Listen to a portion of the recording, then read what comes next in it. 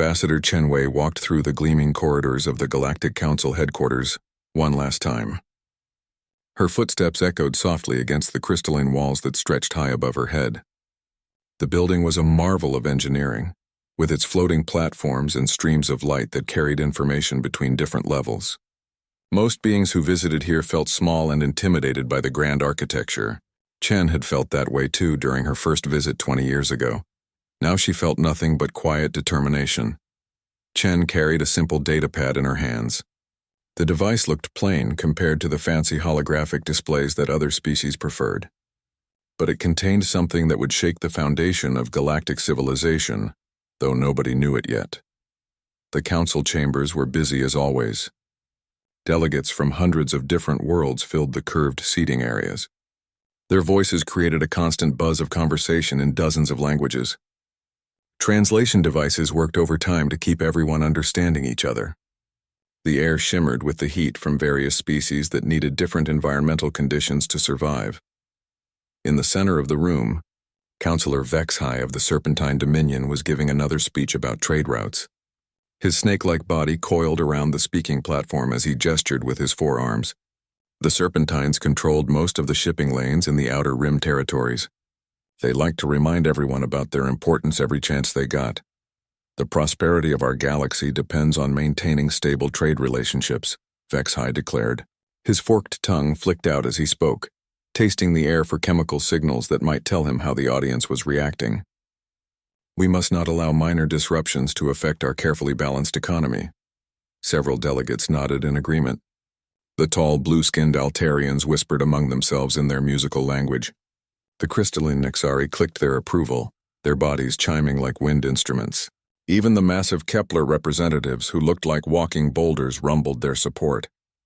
Chen waited patiently for Vexhai to finish his speech. She had heard similar words countless times over the years. The major species always talked about stability and balance, but they meant their own stability and their own balance. Humanity had learned long ago that they were expected to listen more than speak in these chambers. When Vexhai finally concluded and slithered back to his seat, the council moved on to other business. They discussed mining rights on asteroid belts, argued about territorial boundaries, and debated regulations for deep space exploration. Chen listened to it all with half her attention while reviewing the document on her datapad one final time. The document was only 3 pages long. It contained humanity's formal notice of withdrawal from all galactic treaties, trade agreements, and cooperative arrangements. The language was polite but firm. There were no accusations or complaints, no dramatic declarations or angry demands. It simply stated that humanity was choosing to end their participation in galactic civilization, effective immediately. Chen had spent months preparing this moment. She had coordinated with human colonies across 12 different star systems. Every human settlement, research station, and trading post had received their instructions. When she filed this document, it would trigger a carefully planned exodus that had been years in the making. The irony was not lost on her. Humanity had joined the Galactic Council with great hope and excitement 2 centuries ago. They had dreamed of partnership, of learning from older and wiser civilizations, of contributing to something greater than themselves. Those dreams had died slowly, killed by 1,000 small cuts of indifference and dismissal. Humans were always given the jobs that nobody else wanted. They maintained the atmospheric processors that kept agricultural worlds habitable. They serviced the communication relays that connected distant star systems. They operated the waste recycling plants and the water purification facilities. They repaired the environmental systems and managed the power grids. The work was vital, but it was not glamorous. Other species saw humans as useful but unremarkable. They were reliable workers who could handle boring technical tasks. They did not have the military might of the Nexari, the economic power of the Serpentines, or the advanced technology of the Altarians. In the grand scheme of galactic politics, humanity was just another minor species that could be safely ignored. That attitude had become clear during the Rigel crisis 5 years ago. A solar flare had damaged the terraforming equipment on 3 human agricultural colonies. Crops were failing and thousands of people faced starvation. Chen had pleaded with the council for emergency aid, but the debate had dragged on for months while politicians argued about jurisdiction and liability. The colonies had saved themselves in the end. Human engineers had worked around the clock to repair the damaged systems using salvaged parts and creative solutions. They had prevented disaster through sheer determination and ingenuity. The council had eventually voted to provide aid, but by then it was no longer needed. Chen had realized something important during that crisis. Humanity did not need the council's permission to survive and thrive, but the council needed humanity more than they understood. Over the past 5 years, Chen had quietly documented just how deeply human expertise had become woven into galactic infrastructure. Human technicians maintained the quantum computers that ran interstellar banking systems. Human engineers had designed the safety protocols for most space stations. Human scientists had developed the medical equipment used in hospitals across dozens of worlds. The other species had become dependent on human knowledge and skills without even realizing it. They saw the maintenance work as menial labor, not understanding the sophisticated expertise it required. They took the smooth operation of their technology for granted, never thinking about the humans who made it all possible. Now it was time for them to learn.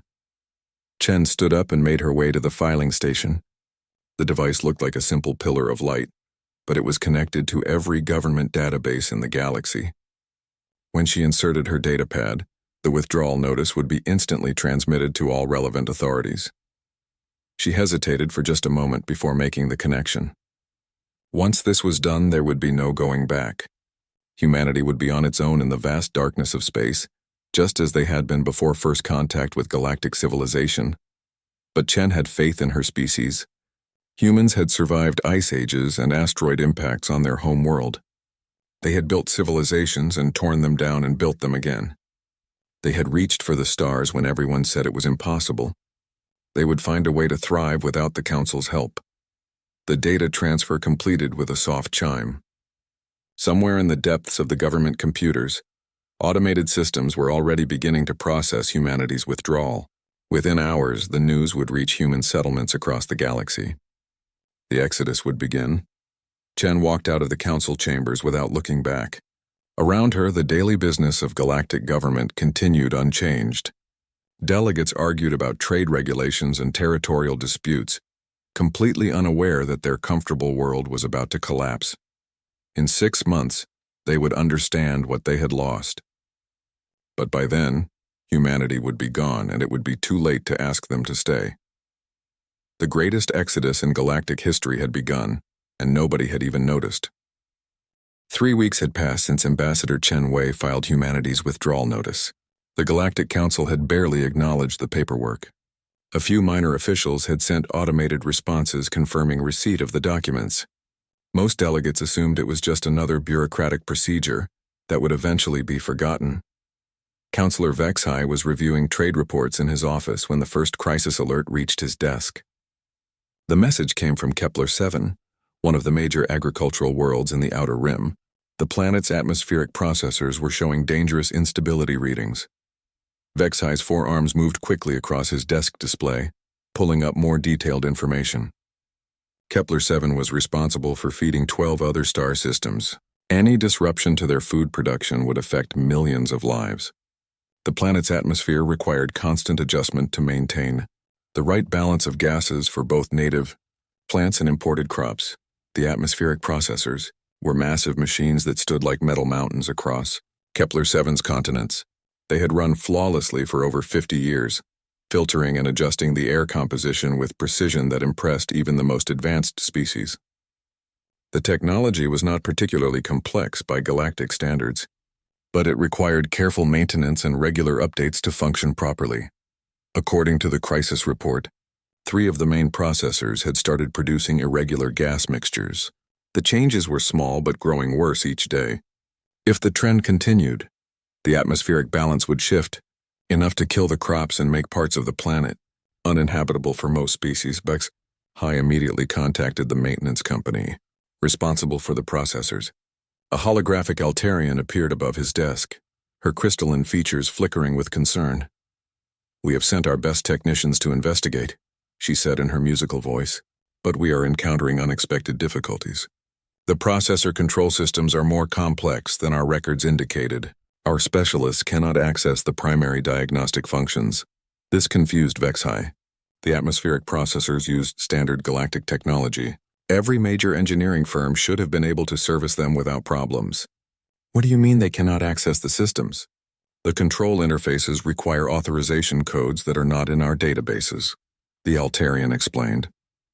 There are also custom modifications to the software that we do not understand. Our technicians are working to bypass these restrictions, but progress is slow. Vexhai felt the first stirring of unease in his belly. He had never heard of atmospheric processors being so difficult to repair. Who installed these systems originally? The Altarian's image flickered as she accessed her files. According to our records, the processors were manufactured by Nexari Industries, but installed and configured by human technical teams. The humans also handled all maintenance and upgrades for the past 30 years. The unease in Vexhai's belly grew stronger. He remembered seeing human technicians working on various systems throughout the galaxy, but he had never paid much attention to their activities. Maintenance work was beneath the notice of important political figures like himself. Where are the human maintenance teams now? He asked. That is the problem, the Altarian said. All human technical personnel departed Kepler-7 2 weeks ago. They said their contracts had been terminated, and they were returning to human space. We assumed new maintenance crews would replace them, but no one has arrived. Vexhai ended the call and immediately contacted his information networks. Within an hour, he had received reports from 17 different star systems. The pattern was the same everywhere. Human technical teams were abandoning their posts across the galaxy. They gave little explanation beyond stating that their contracts were no longer valid. On Altair Prime, the crystal cities were beginning to overheat. The thermal regulation systems that kept the towering structures at comfortable temperatures had started malfunctioning. Altarian engineers discovered that the cooling systems used human-designed control algorithms that they could not modify or repair. Nexari military bases were reporting problems with their weapon systems. Advanced targeting computers were producing error messages in human languages that Nexari technicians could not translate. Backup systems that should have activated automatically remained offline for unknown reasons. The Kepler mining stations were experiencing power fluctuations that threatened to shut down entire operations. The fusion reactors used safety protocols that had been updated and refined by human engineers over many years. Without proper maintenance, the reactors were automatically reducing their output to prevent potential accidents. Each individual problem seemed manageable. System failures happened occasionally in any complex civilization, but the sheer number of simultaneous issues was beginning to overwhelm repair services across the galaxy. Engineering companies that had never needed to understand certain systems suddenly found themselves facing technology they could not fix. Vexhai called an emergency meeting of the Council's Technical Advisory Committee. Representatives from the major species gathered in a secure conference room to discuss the growing crisis. The mood was tense but not yet panicked. Most delegates still believed they were dealing with coincidental equipment failures. We need to understand the scope of this problem, said Councillor Thanera of the High Collective. Her people were among the most technologically advanced in the galaxy, and she had more experience with complex systems than most. How many critical facilities are affected? The committee's chief analyst, a multi-eyed Zorian, projected a galactic map above the conference table. Red warning markers appeared on dozens of star systems. Current reports indicate problems in 47 different locations. The issues range from minor inconveniences to potential disasters. What do these locations have in common? Asked a Nexari representative, his crystalline body chiming softly as he moved. All of them employed human technical personnel within the last 5 years, the analyst replied. In most cases, humans were responsible for system maintenance, upgrades, or installation. The room fell quiet as the implications sank in. For decades, the major species had relied on human workers for technical tasks they considered beneath their notice. Nobody had realized how extensively human expertise had spread throughout galactic infrastructure. This cannot be a coincidence, Thanera said slowly. The timing matches perfectly with humanity's withdrawal from galactic treaties. They must have planned this coordinated departure. Vexhai coiled his body tighter as anger began to replace his initial confusion. Are you suggesting the humans deliberately sabotaged our systems? Not sabotaged, corrected the Zorian analyst. According to our investigations, all affected systems are functioning exactly as designed. The problems arise from lack of proper maintenance and updates. The humans simply stopped working. This revelation was almost more disturbing than sabotage would have been. It suggested that human workers had become so integral to galactic infrastructure that their absence alone could cause widespread system failures. The major species had not just employed humans. They had become dependent on them. "We need to contact human leadership immediately," declared the Nexari representative. "They must be made to understand their responsibilities. This withdrawal is causing serious problems throughout civilized space." Vexhi had already tried contacting human authorities. All official channels returned automated messages stating that humanity was no longer accepting communications from galactic government sources. Human colonies had gone silent. Their long-range transmitters either shut down or transmitting only basic identification signals. "They are not responding to diplomatic outreach," Vexhi admitted. "It appears they have severed all communication links with the Council." The committee spent the next 4 hours trying to develop solutions. They could hire new technical teams from other species, but that would take months or years. They could attempt to reverse engineer the human modifications to their systems, but that might cause even more problems.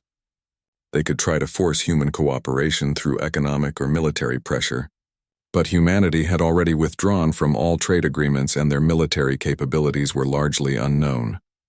As the meeting concluded, Vexhi realized that the Galactic Council faced a crisis unlike anything in its history. For the first time, a member species had simply walked away from galactic civilization. They had not demanded concessions or threatened war. They had not attempted to negotiate better terms or seek revenge for past grievances. They had just quietly left, taking their expertise with them, and now the galaxy was beginning to understand just how much it had lost. The communication breakdown started small. A delay of a few seconds in transmissions between star systems, barely noticeable to most users. Then the delays grew longer. Messages that should have traveled across the galaxy in minutes were taking hours to arrive. Some messages never arrived at all. Director Zeflon of the Galactic Communication Network stood in the main control center, watching display screens that showed the health of quantum relay stations throughout known space. Red warning lights blinked across the massive star map like a disease spreading through the galaxy's nervous system. "Report," Zeflon commanded. His insectoid features twitched with anxiety as he studied the failing network that had taken centuries to build. 17 relay stations have gone completely offline, reported his chief technician, a nervous Altarian whose crystal body was flickering between different colors of distress. "Another 34 are operating at reduced capacity.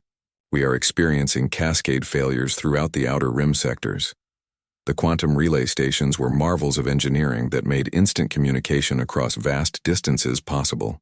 Each station contained delicate equipment that had to be precisely calibrated to maintain quantum entanglement with its paired partners. The technology was well understood, but the practical implementation required constant adjustment and maintenance." "When did the stations last receive maintenance updates?" Zeflon asked, though he was beginning to suspect the answer. "Most of the failing stations were serviced by human technical teams," the technician replied. "The last maintenance logs show human personnel departing their posts approximately 4 weeks ago. Since then, the stations have been running on automated systems only." Zeflon felt his breathing spiracles clench with frustration. Like most galactic citizens, he had never paid much attention to the maintenance crews that kept the communication network running. The work happened in remote locations, performed by technicians who rarely interacted with the administrative staff. It had been easy to ignore their importance when everything was working properly. Now the network was collapsing, and Zeflon was learning just how much he had not known about his own systems. "Can we send repair teams to fix the stations?" he asked. The technician's colors shifted to deeper shades of blue, indicating extreme anxiety. "We have dispatched our best engineers, but they are encountering significant problems. The quantum calibration systems use custom software that was written and updated by human programmers. Our technicians cannot access the core functions without the proper authorization codes." "What about the backup systems?" "The backup systems were also modified by human teams. They require manual activation using procedures that were not included in our standard documentation. Our engineers are attempting to reverse engineer the processes, but quantum systems are extremely sensitive. Any mistakes could permanently damage the stations." This was becoming a recurring nightmare across the galaxy. Systems that had worked flawlessly for decades were failing because the people who understood them had disappeared. The major species had sophisticated technology and brilliant scientists, but they had grown dependent on human expertise in ways they were only now beginning to understand. The communication breakdown was just the beginning. Without reliable long-distance communication, coordination between different star systems became nearly impossible. Trade agreements could not be negotiated, military operations could not be coordinated, scientific research projects that spanned multiple worlds ground to a halt.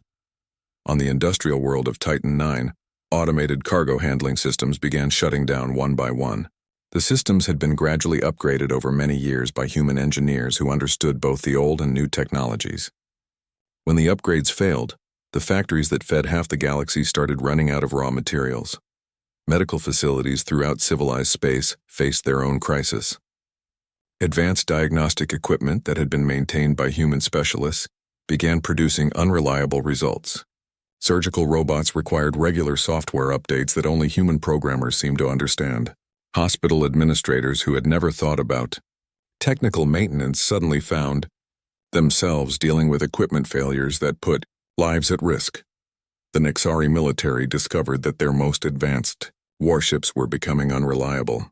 Weapon systems that had been designed by Nexari engineers, but modified by human contractors, were producing targeting errors. Navigation computers were displaying incorrect star charts. Even the artificial gravity systems were fluctuating in ways that made crew members sick. General Kethvar of the Nexari Defense Force stood on the bridge of the flagship Crystalline Honor, staring at displays that showed the deteriorating condition of his fleet. His body chimed with anger as he read report after report of system failures. How did this happen? He demanded of his chief engineer.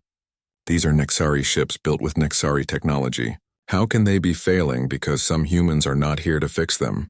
The engineer, a younger Nexari whose crystal formations had not yet fully matured, flickered nervously.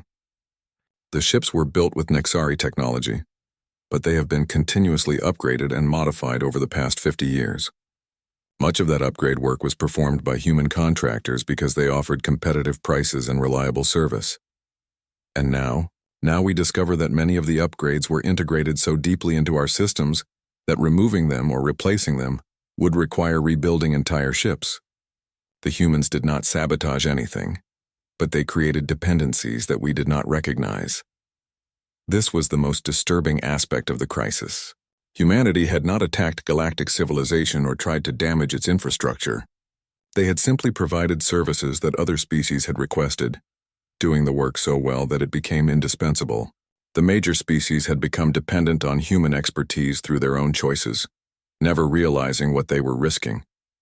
The economic impact was beginning to dwarf the technical problems.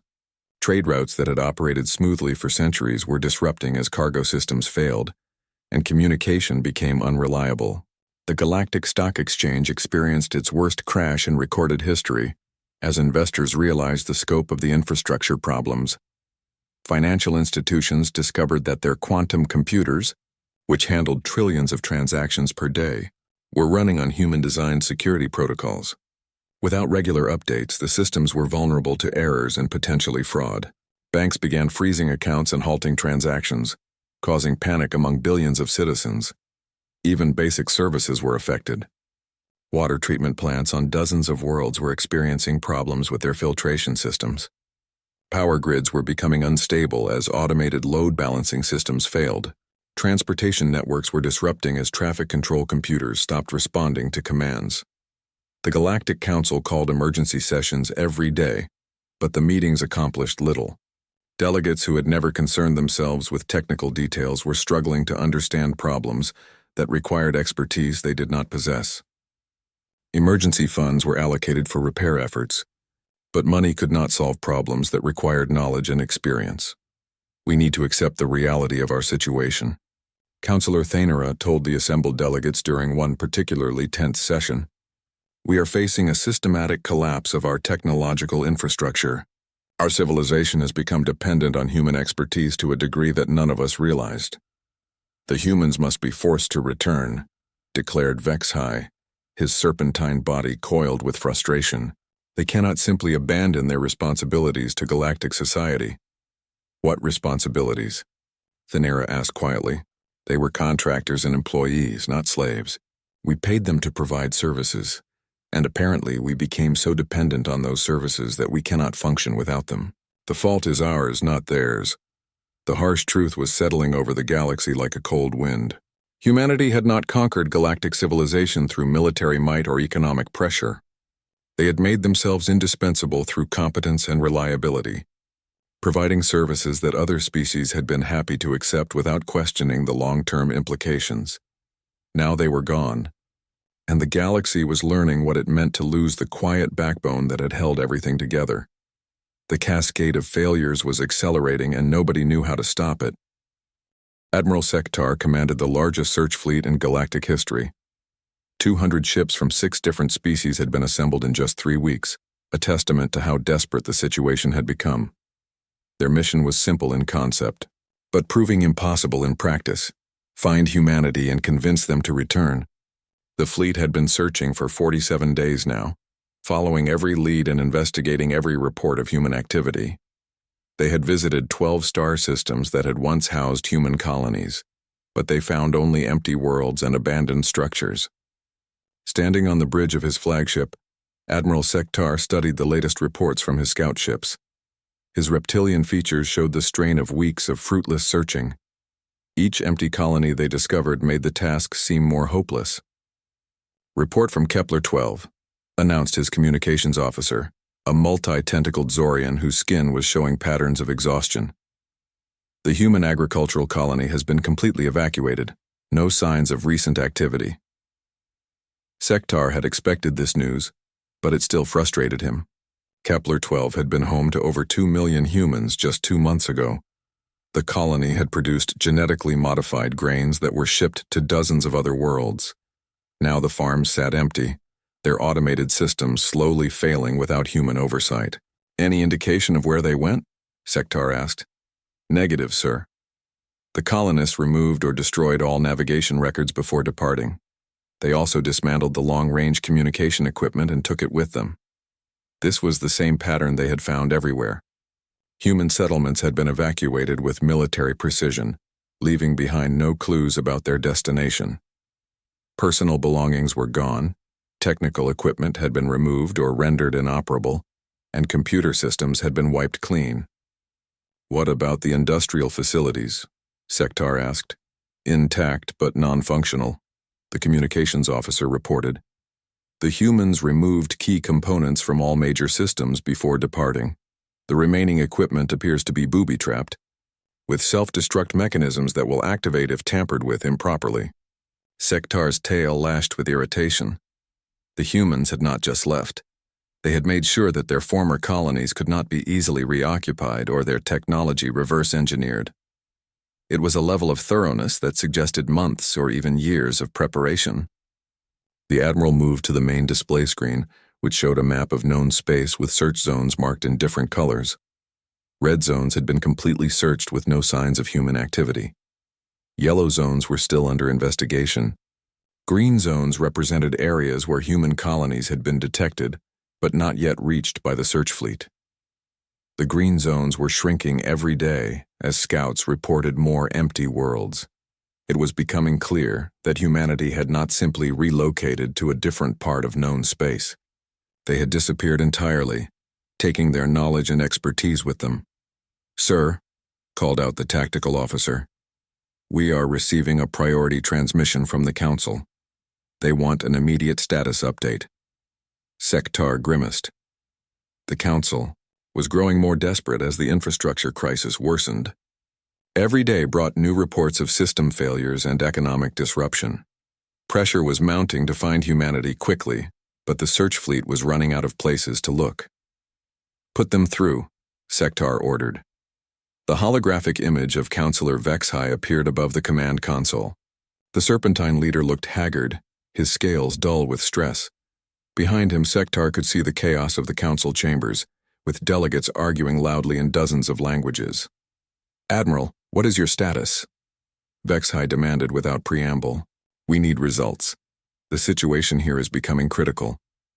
We have searched 70% of known human territories, Sektar reported. All colonies and outposts have been abandoned. We have found no trace of current human activity. That is impossible, Vexhai hissed. Hundreds of millions of humans cannot simply vanish. They must be hiding somewhere. With respect, Counselor, our sensor sweeps have been thorough. If there were active human settlements in the searched areas, we would have detected them. The humans appear to have evacuated to regions beyond our current knowledge of galactic geography. This was the possibility that nobody wanted to acknowledge. Galactic civilization occupied only a small fraction of the galaxy, concentrated in regions with suitable star systems and established trade routes. Vast areas of space remained unexplored, considered too remote or dangerous for colonization. If humanity had retreated to those regions, finding them could take decades or centuries. What about the message? Vexhai asked. Have you been able to decode it? 3 days earlier, the search fleet had discovered something interesting at the former human colony on Rigel 7. A single automated beacon had been left behind, broadcasting a message in an unknown human language. Linguistic experts from across the galaxy had been working to translate it, but progress was slow. Our language specialists believe it is a variant of ancient human script, Sektar reported. Preliminary translations suggest it is a farewell message, but the full meaning remains unclear. The message was frustrating in its simplicity. Most of it appeared to be coordinates and technical specifications, but without understanding the context, the information was useless. The coordinates did not correspond to any known star systems, and the technical specifications were for equipment that no galactic species recognized. Keep working on it, Vexhai ordered. Any clue could lead us to them. After the transmission ended, Sektar returned his attention to the search operations. His ships were spread across multiple star systems, investigating every asteroid base and orbital station that had ever been used by human workers. The task was enormous, complicated by the fact that humans had been present in some capacity throughout most of galactic space. The search teams were finding evidence of human presence everywhere they looked, but it was all historical. Maintenance logs showed human technicians working on systems right up until the day of the Great Departure. Personal quarters contained belongings that had been abandoned in place. Cafeterias still had meals prepared for workers who never returned to eat them. It was as if humanity had simply evaporated, leaving behind only the infrastructure they had built and maintained for others. Sir, the science officer called out, we are receiving some interesting data from the investigation teams. What kind of data? Analysis of the abandoned human facilities suggests a level of coordination that is unprecedented. Every human settlement was evacuated according to the same procedures. Equipment was removed or disabled using identical methods. Even the self-destruct mechanisms follow the same design patterns. Sektar considered this information. The evacuation of hundreds of human colonies across dozens of star systems would have required enormous logistical coordination. Ships, supplies, personnel, and equipment would all need to be managed carefully to avoid detection. The operation would have taken months or years to plan and execute. Are you suggesting this was planned long in advance? He asked. The evidence suggests preparation began at least 2 years ago, the science officer confirmed. Possibly longer. The humans have been quietly preparing for this departure, while continuing to fulfill their normal duties. The level of operational security required would be extraordinary. This revelation was both impressive and disturbing. It meant that humanity had been planning their exodus for years, while maintaining normal relations with galactic civilization. They had smiled and worked and provided services while secretly preparing to abandon everyone who depended on them. But it also suggested something else. If humanity had spent years planning their departure, they had also spent years thinking about what would happen afterward. They had to have known that their absence would cause widespread problems. They had chosen to leave anyway. Continue the search, Sektar ordered. Expand the search grid to include unexplored regions. If humanity is out there, we will find them. But privately, the Admiral was beginning to doubt whether humanity wanted to be found. They had covered their tracks too well and planned too carefully. This was not a temporary withdrawal that could be reversed with negotiation or pressure. This was a permanent goodbye, and the galaxy would have to learn to live with the consequences. 6 months after humanity's disappearance, Counselor Thanera stood alone in what had been the busiest space station in the galaxy. Nexus Prime had once been a hub of commerce and diplomacy, hosting millions of beings from hundreds of different worlds. Now the corridors were dark and empty, filled only with the echoing sound of failing life support systems. The station was dying, and there was nothing anyone could do to save it. Thanera walked slowly through the abandoned marketplace where merchants from across the galaxy had once hawked their wares. Empty stalls stretched into the darkness, their holographic displays flickering weakly before finally going out. The air recycling systems coughed and wheezed, struggling to maintain breathable atmosphere for the handful of beings still aboard. She paused at a small kiosk that had sold human coffee to passing travelers. The machine was still there, but it had been silent for months. A handwritten sign in multiple languages explained that the maintenance contract had been terminated. No replacement parts were available. The owner had gone out of business. It was such a small thing, but it represented everything that had gone wrong. The humans had not just maintained the big systems that kept civilization running. They had also taken care of 1,000 small details that made life comfortable and convenient. Coffee machines, air fresheners, waste disposal units, water fountains. All the tiny pieces of technology that people used every day without thinking about who kept them working. Thanera's people, the High Collective, were among the most advanced species in the galaxy. They had mastered faster-than-light travel, created artificial intelligence, and built cities that floated in the clouds of gas giant planets. But they could not fix a simple coffee machine because they had never bothered to learn how such mundane devices worked. The irony was painful. A soft chime from her personal communicator interrupted her thoughts. Another status report from the Emergency Coordination Center that had been established to manage the ongoing crisis. Thanera activated the device and listened to the latest updates with growing despair. Power grid failures on 7 more worlds. Medical equipment shortages affecting 32 star systems. Complete breakdown of automated cargo handling at 15 major shipping hubs. Estimated economic losses now exceed 40 trillion galactic credits. The numbers were staggering, but they did not capture the full scope of the disaster. Entire industries were collapsing as the infrastructure they depended on failed. Millions of beings were losing their jobs as factories and businesses shut down. Some worlds were facing shortages of food and medicine that threatened mass starvation and disease. The major species were trying to replace human expertise with their own people, but the process was agonizingly slow. Systems that humans had maintained effortlessly for decades required teams of specialists from other species, months or years to understand. Many technologies could not be fixed at all because the documentation had been removed or was written in human languages that few beings could read. Thanera made her way to the station's main computer core, where a small team of Altarian technicians was still trying to keep basic systems operational. The crystal beings worked frantically at their consoles, their forms flickering with stress patterns as they fought to prevent complete system failure. Status report, Thanera requested. The lead technician, an elderly Altarian whose crystal formations had grown dark with age, looked up from his work. We have managed to stabilize the life support systems for another few days, but the primary power reactor is showing critical instabilities. Without proper maintenance, it will shut down within the week. What about the backup systems? The backup systems require activation codes that were changed by human technicians last year. We have tried to bypass the security protocols, but any mistake could trigger a station-wide emergency shutdown.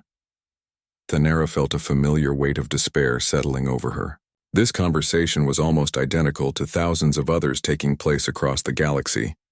Critical systems were failing because the people who understood them had vanished, leaving behind technology that was too complex or too customized for anyone else to maintain. Evacuate the station, Thanera ordered quietly. Declare it a total loss. The technician's crystal body pulsed with shock. Counselor Nexus Prime has been the center of galactic commerce for over 2 centuries. We cannot simply abandon it. We cannot save it either, Thanera replied. How many people are we risking to maintain a facility that will inevitably fail? Better to evacuate now while we still can. It was a decision she had been forced to make dozens of times over the past months. Space stations, research facilities, industrial plants, even entire orbital cities had been abandoned because they could not be maintained safely. The proud achievements of galactic civilization were crumbling one by one, leaving behind empty monuments to their former glory. The evacuation of Nexus Prime took 3 days. Ships arrived to collect the remaining personnel and whatever valuable equipment could be safely removed.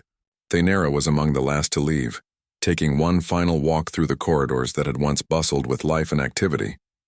As her shuttle departed, she watched through the viewport as the great station began its slow death spiral. Without proper maintenance, its orbit would gradually decay until it fell into the nearby star. In a few months, there would be nothing left but scattered debris and fading memories. The loss of Nexus Prime was symbolic of the greater catastrophe facing galactic civilization. The investigation teams had finally compiled a complete report on humanity's role in galactic infrastructure, and the results were devastating. Humans had been involved in maintaining or operating nearly 70% of all critical systems. They had designed safety protocols, written software, trained local technicians, and provided expertise that no other species possessed.